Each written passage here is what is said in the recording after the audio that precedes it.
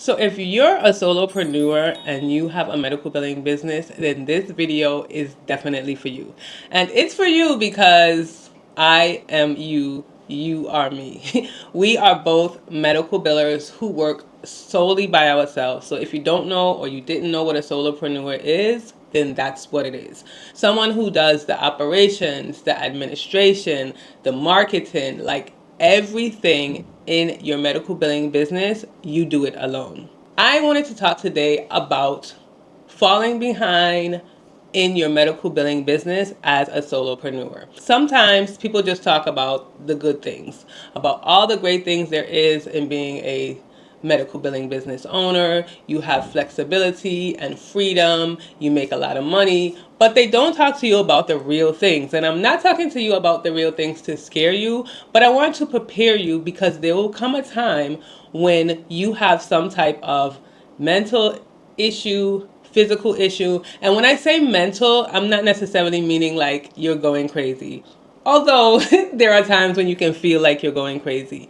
But when I talk about mental, I'm meaning you might not feel motivated to work. You might be down or depressed. Something has happened that has got your emotions down, how you feel down. Your mental is not focused. Or physically, meaning that you are sick. You got sick unexpectedly, you got into a car accident, you had to have surgery that was planned. Something may happen, and if you're the only person in your medical billing business, this can affect your services and what you do. Now, I know you might hear in my voice that I sound a little nasal or a little off, or it could just be me because I know my voice and I know myself, but I am kind of recovering from a sickness. Not kinda, I am recovering from a sickness. And I've been sick for about 2 weeks now because I went on vacation to celebrate my birthday in June and I came back sick. And when I say I came back sick, it was like sick.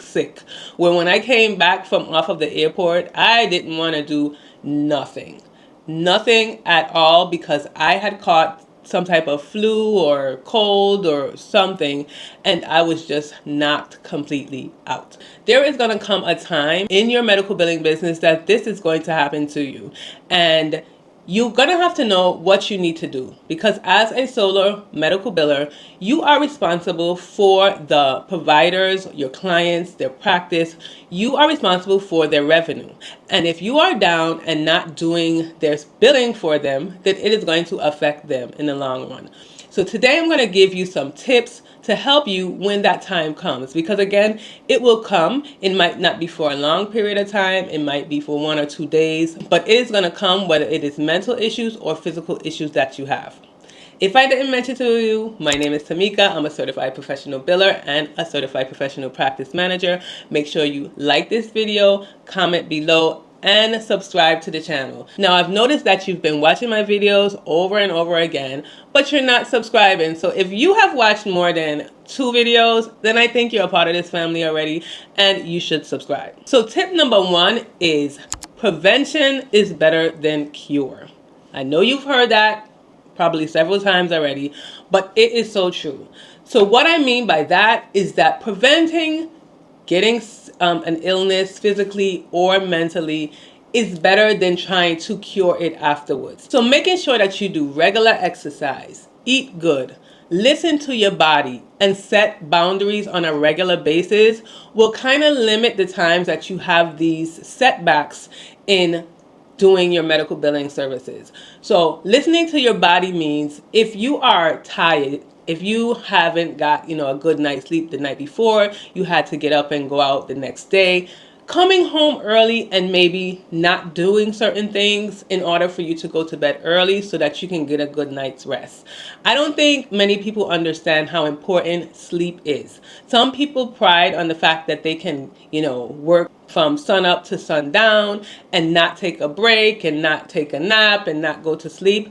I have also realized that sometimes I need to take a nap, but I have learned to listen to my body. When my body says you're tired, then listen to it and take a nap.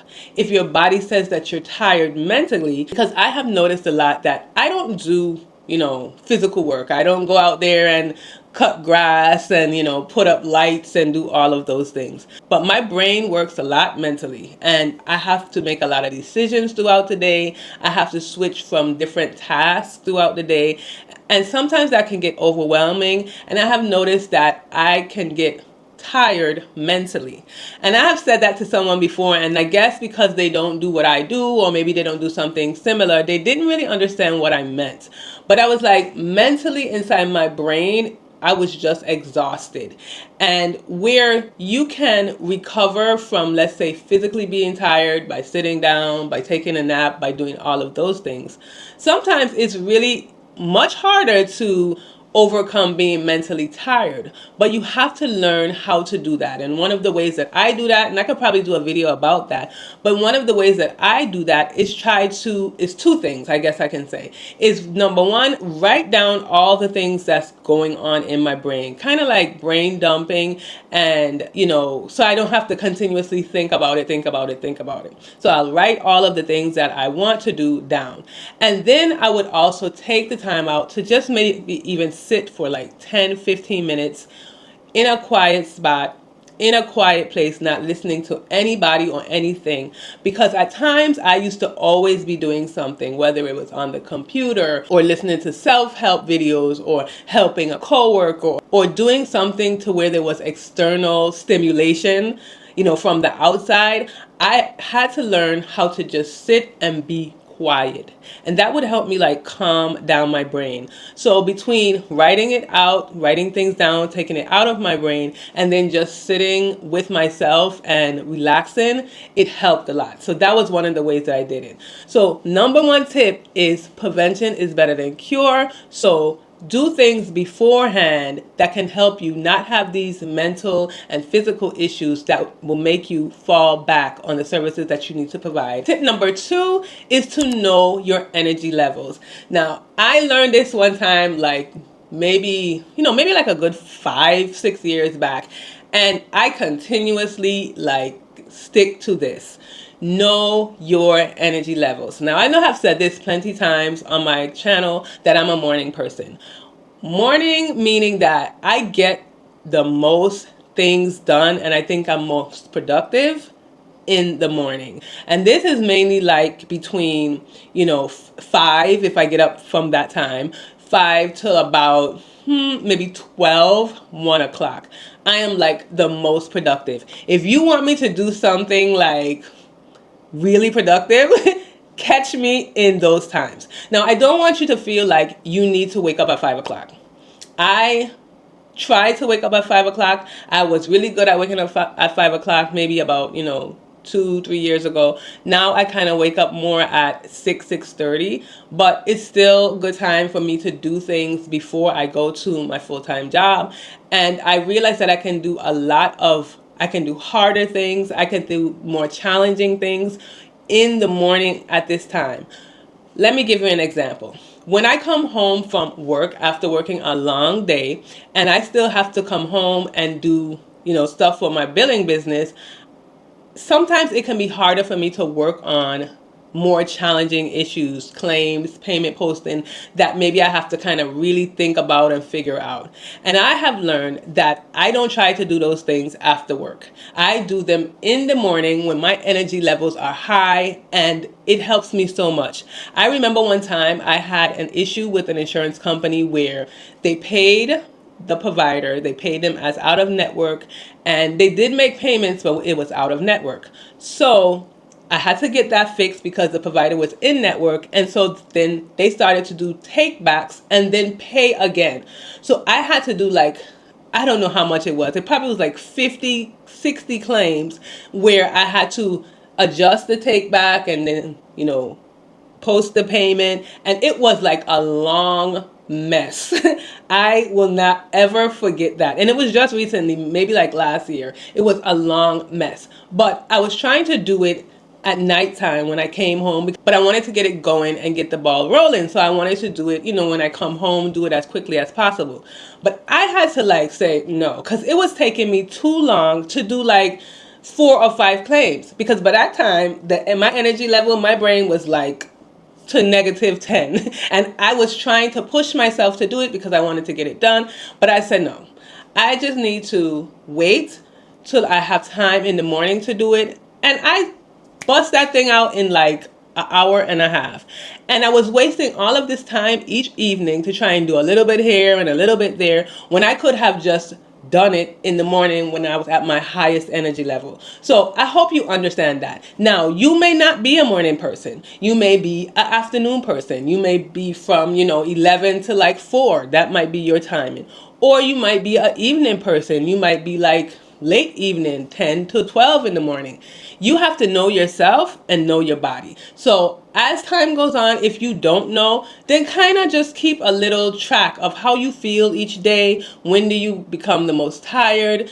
How long it takes you to do certain things. Because sometimes it's not that you don't know what to do. It's that you're just tired and your brain is tired and your energy levels are low. So you're not accomplishing what you need to accomplish in the time that you have allotted. I also forgot to mention about energy levels is to make sure when you are sick, let's say physically or you mentally are not there, try to choose the time that you have the highest energy level. That was my point of saying know your energy levels. There may be different times that you feel a higher energy level. Now, regularly when you're probably well and nothing's wrong, then you might be a morning person. But if you are sick, like how I wasn't necessarily getting up like early in the morning. I wasn't getting up 6 o'clock, 5 o'clock in the morning. So when I finally conjured up the energy that I needed, I made sure I did certain things, even if it was for an hour, 2 hours during the day. But it was times when I had my highest energy level. Although I was sick and I wasn't feeling good, I still did things because there were spurts throughout the day that I felt better. Now, don't delay any longer and not set up your remote one-on-one with me. I noticed that there are a lot of questions that I get underneath my videos, and I don't mind answering these questions, but some of them are hard to answer just through the comments. If you have questions because you are interested in starting a medical billing business, don't delay on getting your remote one-on-one with me and getting your questions answered. Sometimes it's hard to figure out what you need to do by kind of piecing things together. And that is why I set up these remote one-on-ones so that you can ask me specifically what your questions are, customized and personalized to you, because everybody's medical billing business is going to be different. So make sure you check out the link below, schedule your remote one-on-one today. And don't forget to get your t-shirt. This is my best-selling t-shirt. I'm a medical biller. It's straightforward. It brings a lot of questions. It helps you market. It does all the things. And I love to wear it if you haven't noticed. I have many different colors, purple, black, this beautiful like blue aqua color. I have this design. I have several others, probably about 4 or 5 other designs. And it helps me start conversations with people who don't know about billing, who want to, deal with billing. Just check out the shop. It has journals, cups, mugs, all of those things, pillows. Check it out. The link is also below. Tip number 3 is to keep the lines of communication open. When you are not feeling your best, when you are sick physically and you're just down or you're in the hospital or whatever it may be, make sure you keep the lines of communication open with your providers and their staff. Now, there are some times that you don't have to let anybody know. So in my example, I've just got sick. I'm just been over a sickness. I didn't necessarily let my providers know that I was sick. And that was because I was down and I was, not feeling my best and I wasn't doing things to the highest level that needed to be done. But I was still getting things done. Why? Because I was following these tips that I am giving you.